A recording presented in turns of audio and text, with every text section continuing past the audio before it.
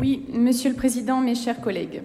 C'est sans surprise, mais non sans intérêt, pour ne pas dire un peu de curiosité, que nous attendions ce rapport qui est dans la continuité de celui du mois de juin, quand vous lanciez au son des trompettes votre Grand Prix d'excellence de la planification écologique. Sans surprise, car nous redoutions que les trophées se concentrent sur les mêmes territoires. 4 prix pour les 6 départements. Nous nous attendions à au moins 4 départements, c'était notre espoir. Au final, exit le Vaucluse et les Alpes-Maritimes. Tant pis pour Christian Estrosi qui attendra. Même punition pour les Hautes et Basses-Alpes. Les 2 départements qui sortent gagnants sont le Var et les Bouches-du-Rhône. Bouches-du-Rhône, ou plutôt Marseille et sa proche périphérie, comme si un petit air de pré-campagne municipale s'invitait discrètement à l'hôtel de région.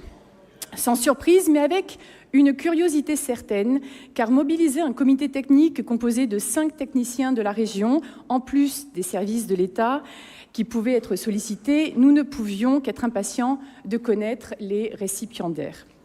Parmi les 4 lauréats qui seront mis à l'honneur le 1er décembre prochain, l'un d'eux affiche sur son réseau social des positions souvent en lien avec l'écologie, au ton parfois moralisateur et culpabilisateur. D'autres fois, les positions sont politiques et pas forcément dans le sens de la majorité régionale.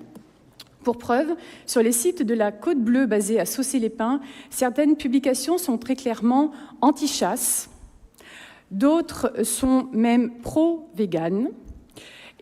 Et ça, il va vous falloir l'assumer plus tard, ou pire, très ouvertement, contre le gouvernement, avec notamment un article intitulé « Après les mensonges, l'ignorance en bonne et due forme », dans lequel ceux qui se définissent comme quelques écolos contestataires s'en prennent directement au ministre des Transports.